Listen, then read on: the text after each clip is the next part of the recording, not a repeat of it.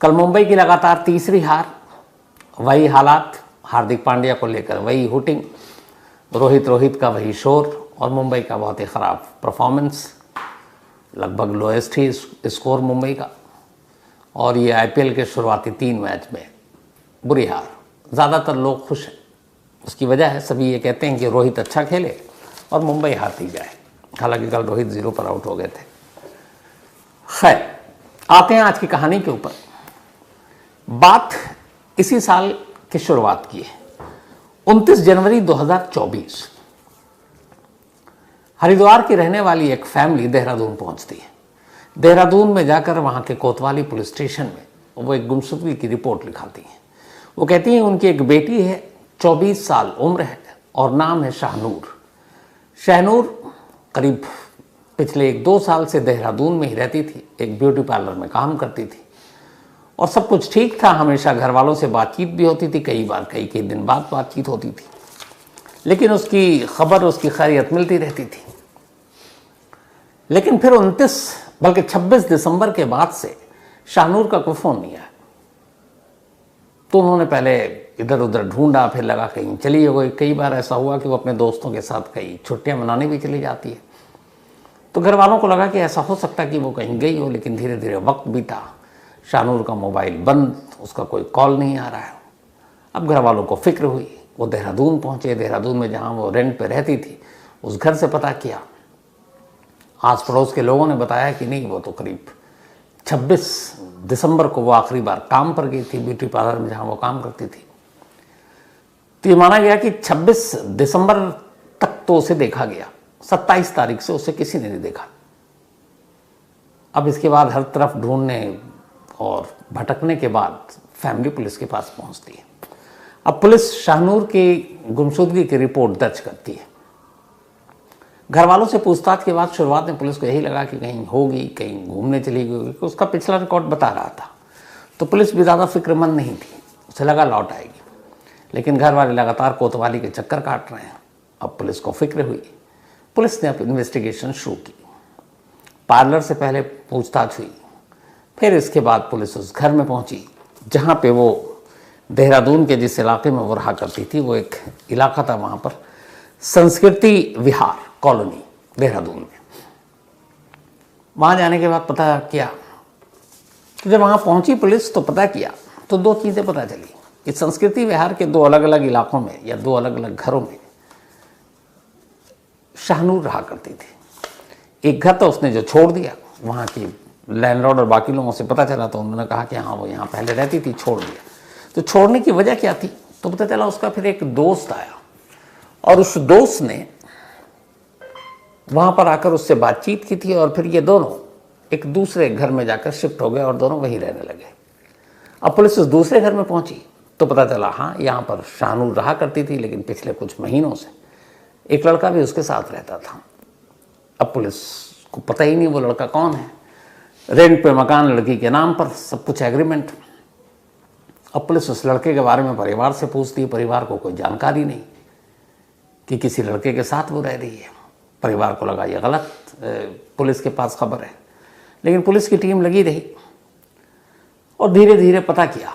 आखिरकार कुछ मुखबिरों के ज़रिए, कुछ बाकी कैमरे और सर्विलांस के ज़रिए मोबाइल के शाहनूर के, पुलिस ने पता किया कि एक लड़का कुछ महीने से शाहनूर के साथ रहा करता था और उसका नाम है राशिद। अब जब राशिद के बारे में खंगाला गया तो पता चला कि राशिद जो है वो मुजफ्फरनगर का रहने वाला है। शाहनूर हरिद्वार की रहने वाली थी और राशिद मुजफ्फरनगर का। मुजफ्फरनगर और हरिद्वार के बीच में बहुत ज़्यादा दूरी है नहीं, लगभग सड़क के रास्ते आप जाएं तो घंटे भर का सफ़र होगा, 1.5-2 घंटे। अब पुलिस किसी तरीके से राशिद का पता ढूंढती और उसके घर पहुंचती मुजफ्फरनगर, लेकिन पता चलता कि वो वहाँ पर है नहीं। इधर इस घर में भी देहरादून में वो संस्कृति विहार कॉलोनी में नहीं था। घर पे पता चला कि मुजफ्फरनगर में भी नहीं है। अब यूं राशिद का गायब होना पुलिस को थोड़ा खटकता है। अब पुलिस राशिद पे जीरो इन करती है, पता करती है कि देहरादून में उसको कब देखा गया। तो पता चलता है कि राशिद भी जब शाहनूर गायब हुई उसी के आसपास उसका लास्ट लोकेशन देहरादून में था। उसके बाद वो भी गायब हो गया। अब पुलिस के दो सोच आ रही, एक ये कि शाहनूर गायब है, राशिद भी गायब है, या तो ऐसा है कि दोनों एक दूसरे को प्यार करते हैं और कहीं शादी करके घर वालों की वजह से कहीं दूर चले गए हों, छुप गए हों। लेकिन फिर ये भी ख्याल आया कि दोनों जब एक साथ लिव इन में रह रहे हैं तो उनको भागने की ज़रूरत क्या है। लेकिन दोनों की गुमशुदगी, दोनों का कोई सुराग न मिलना पुलिस को परेशान कर रहा था, और तब तक ये भी था कि कुछ भी हो सकता है, या तो दोनों को या किसी एक को। लेकिन पुलिस की तफ्तीश जारी रही। अब सुराग और सिरा एक ही था, और वो था राशिद, क्योंकि शाहनूर को जितना ढूंढने की कोशिश की गई नाकाम। अब पुलिस ने सारा फोकस राशिद के ऊपर किया। पुलिस ने मुखबिरों के जाल बिछाए।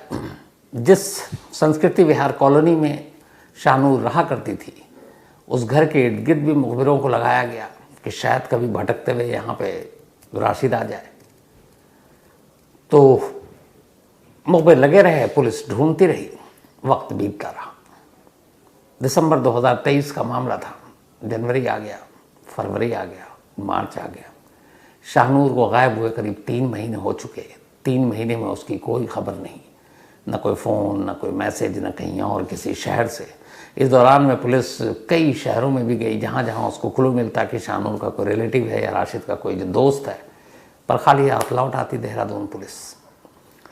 इस तरीके से वक्त बीतता रहा और मार्च का महीना आ गया। पुलिस के हाथ अब भी खाली थे। तभी अभी हाल की बात है कि अचानक एक रोज़ पुलिस को एक मुखबिर से पता चला कि राशिद जैसा एक शख्स उसी शालीमार कॉलोनी में देखा गया है, और हुलिये से यही लग रहा है कि वो राशिद है। अब पुलिस को पहले तो ये हुआ कि क्यों आएगा और कैसे आएगा, जबकि अगर मान लो कि उसने कुछ किया। फिर ये भी हुआ कि अगर कुछ नहीं किया, हो सकता दोनों कहीं और शिफ्ट हो गए तो आ भी सकता है। ये बात है 30 मार्च की, अभी मतलब 2 दिन पहले, हाँ बल्कि आज 3-4 दिन पहले की। तो राशिद की तस्वीर और सारी चीज़ें थी। मुखबिर की खबर आई, लोकल पुलिस भागकर मौके पर पहुंची। वहाँ पे मुखबिर ने बताया कि राशिद इसी घर के आसपास घूम रहा है। पुलिस वहाँ पहुंची, मुखबिर के इशारे पर एक शख्स को दबोचती है, उससे उसका नाम पूछती है। वो घबराता है, बताता मेरा नाम राशिद है। अब पुलिस उससे पकड़कर कोतवाली ले आती है। कोतवाली लाने के बाद अब पुलिस उससे पूछताछ करती है और शाहनूर के बारे में बताती है। वो कहता मुझे मालूम नहीं, मैं तो देहरादून कब का छोड़ चुका। पुलिस पूछती है कि तुम गायब कहाँ थे? उसने बोला मैं काम के सिलसिले में गया, पहले अपने घर गया, फिर वहाँ से मैं पानीपत चला गया, मुजफ्फरनगर से। पानीपत में मैं जॉब किया करता था, मेरी सिस्टर भी रहती है। पुलिस ने घर वालों से फ़ोन करके क्रॉस चेक किया तो पता चला हाँ इसकी एक बहन पानीपत में है, और ये बीच में पानीपत में था और वहाँ नौकरी भी कर रहा था। पुलिस को लगा फिर कुछ गड़बड़ है, शाहनूर पता नहीं कहाँ है। लेकिन कोई और दूसरा शक करने वाला बंदा भी नहीं था, क्योंकि यही दोनों लिव इन में रह रहे थे, और हाल के वक्त में लिव इन की बहुत सारी कहानियां सामने आई थी जिसका खूनी अंजाम हम सब ने देखा। तो देहरादून पुलिस को लगा कि राशिद कुछ छुपा रहा है। इसी के बाद अब देहरादून पुलिस ने सख्ती की। कई घंटे तक छकाने के बाद आखिरकार फिर राशिद टूट गया, और राशिद ने फिर पूरी कहानी सुनाई। और उस कहानी को सुनाने के बाद पुलिस से उसने कहा कि चलिए अब आपको शाहनूर से भी मिलवा देते हैं। अब पुलिस की एक टीम राशिद को लेकर शाहनूर को ढूंढने के लिए निकलती है। अब राशिद पुलिस के शिकंजे में, और पुलिस राशिद के कहने पर देहरादून से सहारनपुर की तरफ सड़क पर अपनी गाड़ी के कारवां को दौड़ाती है। गाड़ी चल रही है। देहरादून से बाहर निकलने के बाद करीब 5-6 किलोमीटर आगे एक आशा रोडी नाम की जगह है, और वहाँ आसपास खाई है, थोड़ा जंगल है। तब वहीं पे पहुँचे। राशिद ने अचानक मेन सड़क से गाड़ी को कच्चे रास्ते पर उतारने को कहा। वहाँ जंगल और खाई। पुलिस की टीम ने गाड़ी रोकी। उसके बाद अब सब गाड़ी से उतर गए और वो अब पैदल चलने लगा। पैदल चलने के बाद उधर सन्नाटा, शायद ही कोई उधर जाए। कुछ देर तक वो पुलिस को चलाता रहा। पुलिस उसके पीछे पीछे चलती रही। पुलिस ये भी सोच रही है कि यहाँ इस इलाके में शाहनूर कहाँ मिलेगी। यहाँ ना कोई घर है, ना कोई रिजॉर्ट है, ना गेस्ट हाउस है। बियाबान, सुनसान जंगल और खाई। खैर पुलिस चलती रही, और आखिरकार चलते चलते एक जगह राशिद रुकता है, और फिर एक झाड़ियों के बीच एक खाली जगह की तरफ उंगली करता है और इशारा करके पुलिस को कहता है कि वहाँ एक बैग पड़ा है, जाइए उस बैग को खोलिए, शाहनूर उसी में। पहले तो पुलिस को कुछ समझ में नहीं आता, यकीन नहीं होता, लेकिन फिर पुलिस की टीम, क्योंकि राशिद के इशारे पर ही चल रही थी, धीरे धीरे उस बताए हुए जगह पर पहुंचती है, झाड़ियों को हटाती है और देखती है सचमुच वहाँ एक बड़ा सा बैग पड़ा हुआ है। बैग के करीब जाते ही पुलिस को एहसास हो जाता है कि कुछ गड़बड़ है। बैग भी लगभग सड़ी हुई हालत में हो चुकी थी नीचे की तरफ से। पुलिस की टीम बड़ी मुश्किल से बैग का चेन खोलती है। जैसे ही चेन खोलती है, अंदर एक बेहद सड़ी गली लाश ठूंसी पड़ी थी। अब उस बैग समेत उस लाश को लेकर पुलिस देहरादून वापस आती है। आने के बाद उसको मुर्दा घर भेजती है पोस्टमार्टम के लिए। उस बैग के साथ कुछ लाश की चीज़ें भी थीं। शाहनूर के घरवालों को बुलाया जाता है। उनमें से कुछ चीज़ों को देखकर वो पहचान जाते हैं कि यह शाहनूर है। यानी बैग में बंद शाहनूर मर चुकी थी और पिछले 3 महीने से उसी जगह पर, जिस जगह पर 30 मार्च को राशिद देहरादून पुलिस को लेकर गया, उस बैग में बंद पड़ी थी। बुरी तरह से सड़-गल चुकी इस लाश के पोस्टमार्टम के बाद, चूंकि ये मामला कत्ल का है, तो पुलिस ने तय किया कि वो डीएनए भी कराएगी ताकि पुख्ता हो जाए कि वो लाश शाहनूर की है, क्योंकि पहचाने जाने लायक तो है नहीं। हालांकि परिवार ने कुछ निशानियों के आधार पर उस लाश की शिनाख्त अपनी बेटी के तौर पर किया। तब बैग से शाहनूर तो बरामद हो गई, लेकिन सवाल बाकी था कि आखिर राशिद जो शाहनूर के साथ लिव इन में रहता था, उससे प्यार करता था, शाहनूर उससे प्यार करती थी, तो फिर शाहनूर अचानक इस बैग तक कैसे पहुंची? अब जब बैग का पता बता ही चुका था, बैग बरामद करा चुका था, तो बाकी और आगे की कहानी भी राशिद को अब बताने में कोई इशू था नहीं। अब उसने बाकी की कहानी सुनाई। उसने कहा बात 2018 की है। एक रोज मैंने एक नंबर मिला है, इत्तेफाक से वो नंबर जो है रॉन्ग नंबर लग गया, कोई एक आध डिजिट आगे पीछे हो गया। फ़ोन एक लड़की ने उठाया। उस लड़की ने कहा, मैंने कहा ये, उसने कहा नहीं ये गलत नंबर है। तो फिर मैंने सॉरी बोला, पर उसने भी बड़े प्यार से कुछ कहा नहीं, फ़ोन रख दिया। लेकिन उसके बाद मुझे उसकी आवाज़ बहुत अच्छी लगी, ये राशिद ने कहा, और आवाज़ अच्छी लगी तो फिर हिम्मत करके दोबारा कॉल किया। दोबारा उसने उठाया तो उसने बताया कि मैंने इस बार रॉन्ग नंबर नहीं किया है, बल्कि आपसे बात करने के लिए किया है। वो भी हंसी। फिर धीरे धीरे दोनों इसी तरीके से बात करने लगे। बात दोस्ती तक पहुंची। अब चूंकि राशिद मुजफ्फरनगर में रहता था और ये जो लड़की थी ये हरिद्वार की थी, लेकिन देहरादून में जॉब के सिलसिले में पहुंच गई थी शाहनूर, तो दूरी ज़्यादा नहीं थी। जैसा मैंने बताया, मुजफ्फरनगर से देहरादून 2-3 घंटे का रास्ता। तो पहले फ़ोन पर बात होती रही, फिर दोनों करीब आए, मुलाकात हुई, मिलने की चाहत बढ़ी और आखिरकार राशिद एक बार देहरादून पहुंच गया। देहरादून पहुंचने के बाद उसने मुलाकात की, खूब इधर उधर घूमे फिरे, फिर वो वापस मुजफ्फरनगर लौट आया। लेकिन इसके बाद अब उसका दिल नहीं माना, अब उससे शाहनूर की दूरी बर्दाश्त नहीं हुई। उसने कहा कि क्या करें? तो शाहनूर ने कहा तुम यहीं आ जाओ। अब वो देहरादून पहुंच गया। देहरादून जाने के बाद उसने कहा कि अब हम दोनों फिर अलग क्यों रहें, अगर रहना ही है तो फिर एक रेंट पे घर लिया और दोनों लिव इन में रहना दोनों ने शुरू कर दिया। शुरुआती इश्क के दिन बड़े अच्छे गुजरे, सब कुछ ठीक था, लेकिन फिर धीरे धीरे राशिद ने महसूस किया कि जो शाहनूर है उसके ब्यूटी पार्लर जाने और आने का जो टाइम है बड़ा ऑड है। वो कई बार जाती है तो रात 2-2 बजे तक लौटती, कई बार लौटती ही नहीं है। शुरुआत में तो उसने पूछा नहीं, लेकिन धीरे धीरे जब साथ रहने लगा, थोड़ा थोड़ा इश्क का बुखार कम हुआ, तब इन चीज़ों की तरफ उसका ध्यान गया और उसने शाहनूर से फिर पूछना शुरू किया। शुरू में शाहनूर ने उसको इग्नोर किया या कहा कि काम ज़्यादा है, लेकिन फिर हर दूसरे दिन की ये बात हो गई, वो लेट आती, वो टोकता और बीच बीच में नोक झोंक भी हो जाती। 26 दिसंबर 2023 ये वो रात थी जब राशिद घर पे इंतज़ार कर रहा था। शाहनूर पार्लर गई थी और उस रात वो करीब 2:30 बजे घर लौटी। ये 26 और 27 दिसंबर की दरमियानी रात की बात है। तो जब वो लौटी तो उस दिन राशिद फिर पूछता है, वो फिर जवाब देती है, फिर राशिद उससे बोल पड़ता है कि ऐसी कौन सी तुम्हारी नौकरी है जहाँ 2, ढाई, 3 बजे तक पार्लर खुला रहता है। उसने कई बार कहा था कि मुझे शादियों का भी काम होता और ये, तो उसने कहा कि आमतौर पर बारात भी 12-1 बजे तक लौट जाती है, दुल्हन भी 9-10 बजे तक तैयार होकर मंडप में पहुंच जाती है, तो उसके बाद तुम्हारा क्या काम होता है। असल में बीच में अब राशिद को शक होने लगा था। शक ये कि शाहनूर पता नहीं ब्यूटी पार्लर में काम करती है, इसके आड़ में वो कुछ और काम करती है। दूसरा ये कि शायद उसका कोई और बॉयफ्रेंड है जिसकी वजह से वो मिलती जुलती होगी, इस वजह से लेट आती है। इस शक ने उसे एक तरह से शाहनूर के ऊपर गुस्सा दिलाना शुरू कर दिया और 26 और 27 दिसंबर को भी यही बात हुई। जब वो 2:30 बजे लौटी, दोनों में इस बार झगड़ा हुआ। जब उसने ज़्यादा जोर देकर पूछा तो शाहनूर ने उसे एक थप्पड़ जड़ दिया और उसने कहा कि तुम अपने काम से काम रखो, मेरे पेशे के बारे में कुछ मत बोलना। इस बात पे अब राशिद को गुस्सा आ गया और उसी गुत्थम गुत्थी में अचानक उसने शाहनूर का गला पकड़ा और तब तक दबाता रहा जब तक कि उसकी सांसें टूट नहीं गई। थोड़ी देर के बाद उसे एहसास हुआ कि उसके हाथों से शाहनूर का कत्ल हो गया। अब उसे लगा कि ये क्या हुआ, क्योंकि आदमी गुस्से में तो सब कर जाता है, उसके बाद जब एहसास होता है तब तक सारी चीज़ें ख़त्म हो चुकी होती हैं।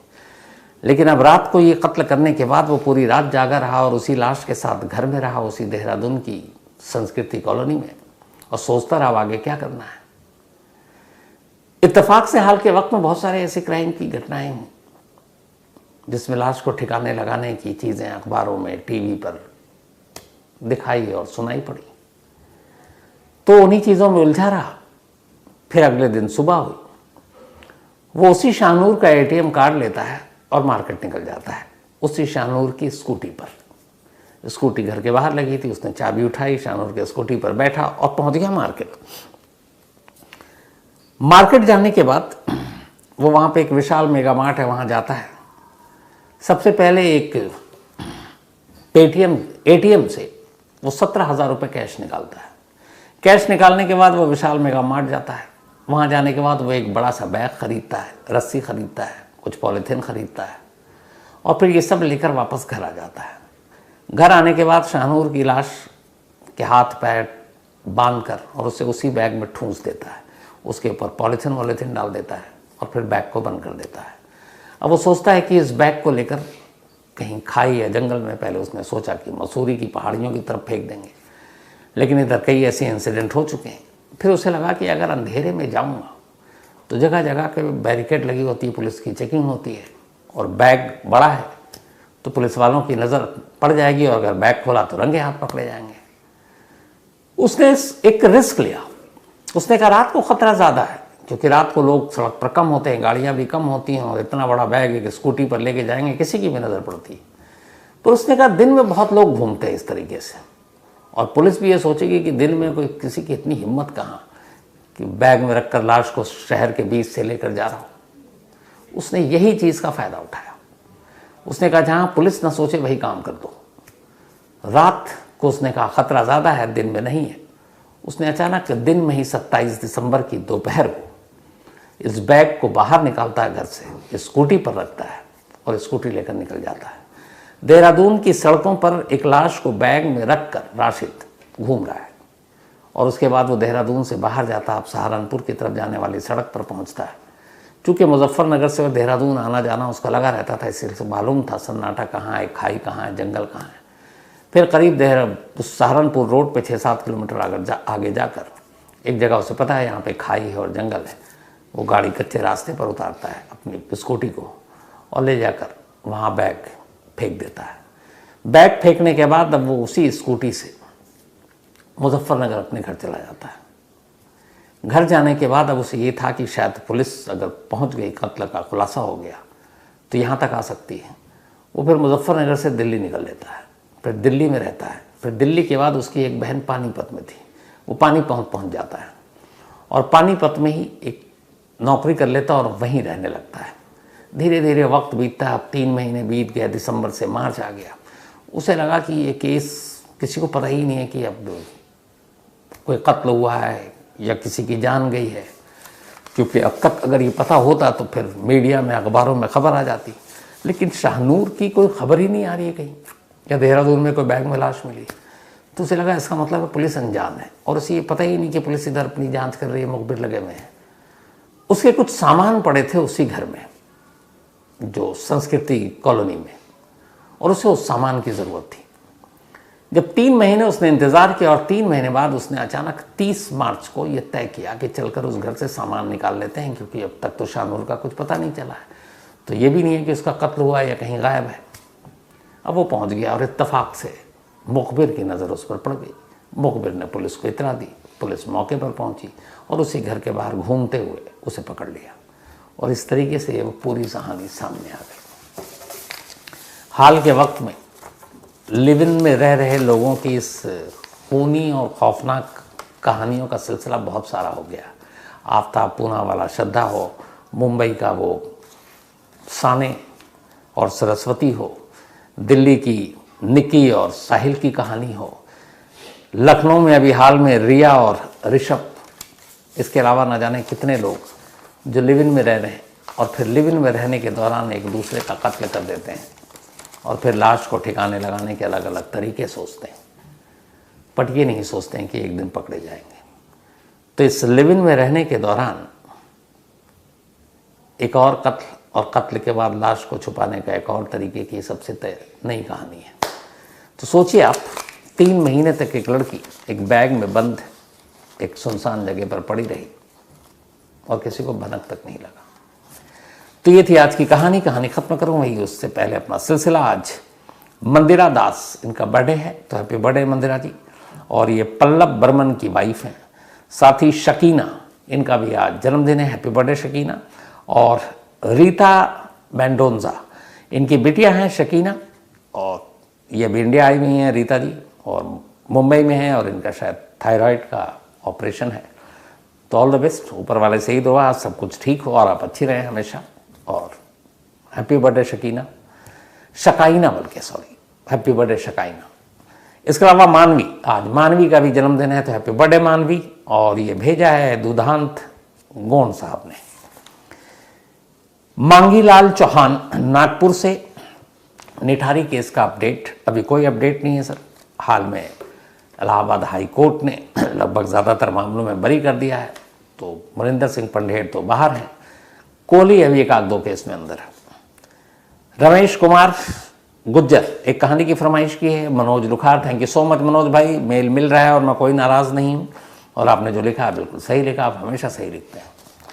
साथ ही श्रीकांत बी, इन्होंने कहा कि ये जो कोर्ट में इतने सारे केसेस पेंडिंग हैं, क्या इसकी वजह जजों की ज़्यादा छुट्टी लेनी है? तो ऐसा नहीं है, हालांकि जज की कमी है, ये एक फैक्ट है। कई बार जज की छुट्टी की वजह से भी केस रुक जाता है, ये भी फैक्ट है। लेकिन और भी बहुत सारे हैं, वकील की तारीख लेना, तिकड़म गवाहों का गवाही पर ना आना, मुकर जाना, तारीख पे तारीख देना अलग अलग रीज़न से, मतलब एक वजह नहीं है हमारी इस सुस्त रफ्तार जुडिशल सिस्टम, बहुत सारी वजह।